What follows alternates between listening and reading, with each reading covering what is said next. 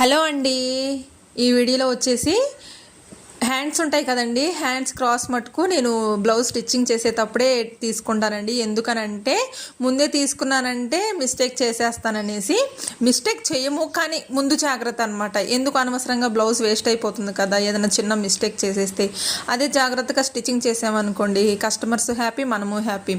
చూసారా, ముందు front part కదా, ఫ్రంట్ పార్ట్ వైపు క్రాస్ అనేది తీసుకుంటాం కదా. మరీ అంత ఎక్కువ లోతుగా తీయనండి, నేను జస్ట్ అలా నార్మల్గా తీసేస్తాను అనమాట.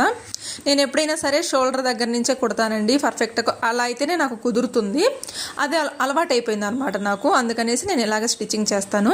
ఇలా నీట్గా బ్యాక్ సైడ్ వేసేసుకున్న తర్వాత మళ్ళీ రివర్స్ ఫోల్డ్ చేసుకొని ఫ్రంట్ వైపు కూడా వేసేసుకుంటానండి. ఏంటమ్మా చెప్పినవే చెప్తున్నావు అనేసి అనుకోవద్దు. ఇవి కూడా తెలియని వాళ్ళు ఉంటారేమో అనేసి నా ఒపీనియన్ అనమాట. ఎందుకంటే బిగినర్స్ ఉంటారు కదండి, వాళ్ళకి చిన్న యూజ్ అవుతుందనేసి.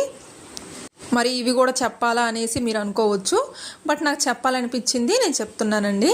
ఇలా నీట్గా స్టిచ్చింగ్ చేసేసుకున్న తర్వాత పాపను మేనేజ్ చేసుకుంటూ వీడియోస్ తీసుకోవడం అంటే కష్టమైపోతుందండి. చిన్న మిస్టేక్ చేశాను. ఏంటంటే నేను వీడియో అనేది షూట్ చేశాను, ఈ బ్లౌజ్ కటింగ్, కానీ అది ఎందుకో మరి సేవ్ అవ్వలేదండి. అదొకటే మిస్టేక్ అయిపోయింది. నేను లాస్ట్ వీడియోలో చెప్పాను అనమాట, దీని కటింగ్ వీడియో మీకు పోస్ట్ చేస్తాననేసి. బట్ అదొక్కటి సారీ అండి, ఏమనుకోవద్దు. నెక్స్ట్ వీడియోలో పోస్ట్ చేస్తాను నేను.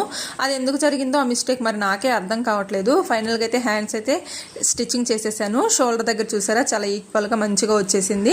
ఈ హ్యాండ్స్ లైన్స్ అనేవి స్ట్రైట్గా ఉంటే చాలా నీట్గా ఉంటాయి.